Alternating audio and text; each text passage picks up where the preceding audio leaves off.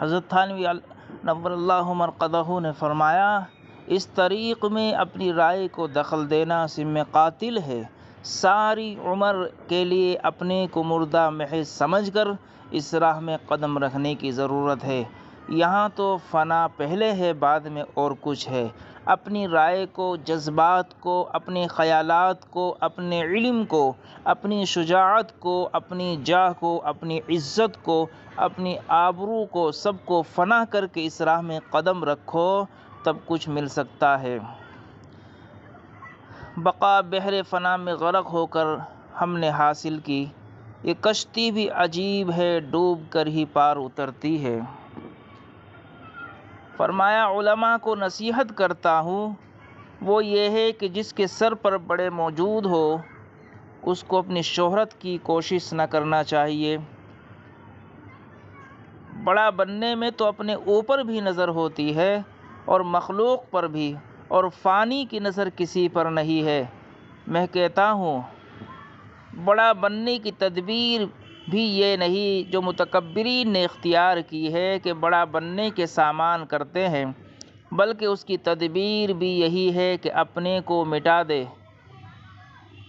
اپنے کو مٹا دے۔ افسوس بعض شعراء نے اس کو سمجھ لیا اور آج کل علماء نے بھی اس کو نہ سمجھا۔ ایک شاعر کہتا ہے، گر شہرت حویس داری اسیر دام عزت شو، کہ در پرواز دار گوش گیری نام عنقا را۔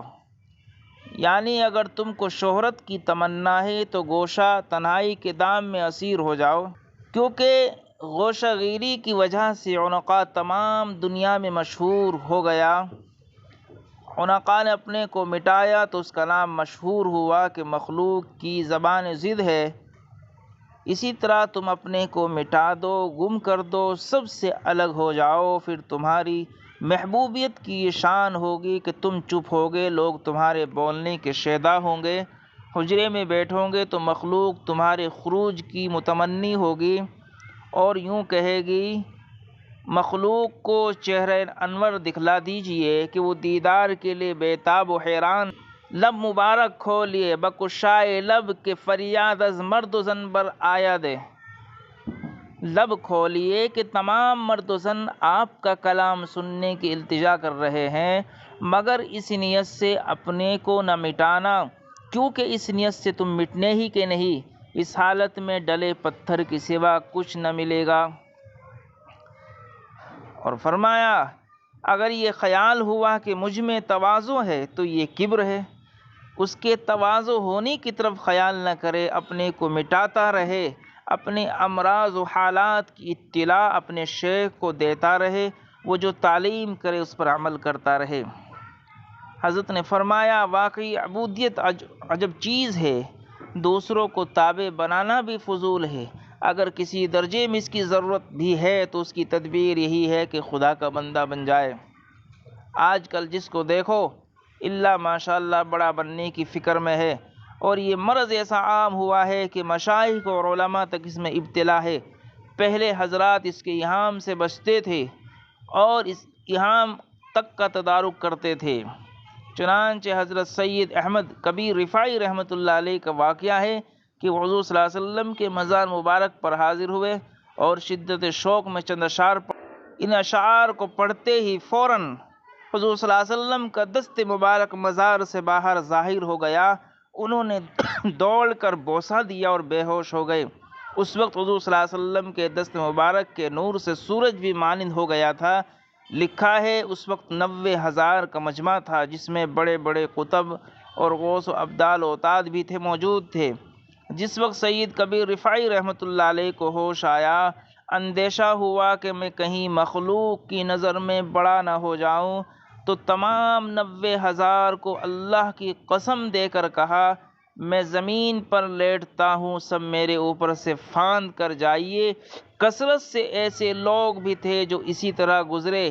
یہ ہے بزرگوں کی شان، کیا ٹھکانہ ہے اس فنا اور بے نفسی کا کہ ساتھ ساتھ نفس کا علاج بھی کیا۔ حضرت تھانوی رحمۃ اللہ علیہ فرماتے ہیں، اپنے کو بڑا سمجھنے سے قہر الہی نازل ہوتا ہے۔ جو شخص تکبر کرتا ہے وہ حقیقت میں اپنے کو ذلیل کر رہا ہے۔ حضرت نے فرمایا اگر صحبت شیخ سے کسی میں شائستگی پیدا ہو گئی تو سمجھ لو کہ کام چل گیا، کیونکہ اس طریق میں پہلی منزل یہ ہے کہ فنا کی شان، شائستگی کی شان پیدا ہو جائے۔ اگر شائستگی و فنائیت پیدا نہ ہوئی تو سمجھ لو کہ بالکل محروم ہے۔ پیش شیخ با کمال کرو نفس کو پامال، چھوڑو اپنا قیل و قال بنو مرد صاحب حال۔ فرمایا تمام طریق کا حاصل یہ ہے کہ اپنی تجویز کو فنا کر دو، دوسرے کی تجویزوں پر عمل کرو۔ نفع اس وقت ہوگا کہ تعلیم میں انقیاد کی شان ہو، فنا کی شان ہو، اطاعت کی شان ہو، اس کے بدو کامیابی مشکل ہے۔ آج کل تو دعویٰ ہی دعویٰ ہے، چنانچہ ذرا ذرا سے بچے شیخ الحدیث، شیخ التفسیر، شیخ الادب کہلائے جانے پر نازا ہے، مگر ابھی تک کوئی شیخ الشرارت نہیں ہوا۔ ہم خاک نشینوں کو مسند پہ نہ بٹھاؤ، یہ عشق کی توہین ہے، اعزاز نہیں ہے۔ فرمایا مولویوں میں یہ نئے نئے القاب کہاں سے گھسائے؟ ہمارے اکابر بڑے بڑے گزرے ہیں، کسی کا کوئی لقب نہ تھا، نہ امام الہند، نہ شیخ الحدیث، نہ شیخ التفسیر، نہ امیر الکلام، نہ شیخ الہند، محض سادگی تھی۔ ہم کو تو یہی طرز پسند ہے۔ ہماری جماعت کے لوگ اپنے نام کے ساتھ رشیدی، قاسمی، خلیلی، محمودی لکھنے لگے۔ اس میں شائبہ شرک تو نہیں ہے، مگر تخرب اور پارٹی بندی ہے، اور حنفی شافعی لکھنے میں جو حکمت ہے وہ یہاں نہیں ہو سکتی، کیونکہ وہاں اہل زیغ سے احتراز مقصود ہے، یہاں کس سے احتراز مقصود ہے؟ کیا اس جماعت میں بھی تمہارے نزدیک صاحب زیغ ہے جس سے امتیاز مقصود ہے؟ نے فرمایا محض پاس رہنے سے کیا ہوتا ہے؟ یہ پاس رہنا تو ایسا ہے جیسے کسی کے پاس زمین رہن ہو۔ رہنے اور رہن میں تجنیس کا ایک درجہ ہے۔ کام جو چلتا ہے بیع سے، رہن سے کام نہیں چلتا۔ بیعت بیع سے مشتق ہے، جس کا حاصل بک جانا، فنا ہو جانا، دوسرے کا ہو جانا۔ پیش مرشد ذلیل ہو جاؤ، متبع بے دلیل ہو جاؤ، پھر تو سچ مچ جمیل ہو جاؤ، یعنی حق کے خلیل ہو جاؤ۔ کام شروع کرنے سے پہلے ہی سب کچھ بننا چاہتے ہیں۔ میں کہتا ہوں کہ ساری عمر کی مجاہدات اور ریاضات پر بھی اگر فضل ہو جائے تو ان کی بڑی رحمت ہے، اور یہ کیا تھوڑی نعمت ہے کہ انہوں نے کام میں لگا لیا۔ اور کیا بننا چاہتے ہو؟ یاد رکھو جب تک اس کی حوث قلب میں ہے کہ ہم کچھ ہو جائے، بس خوب سمجھ لو یہ شخص محروم ہے۔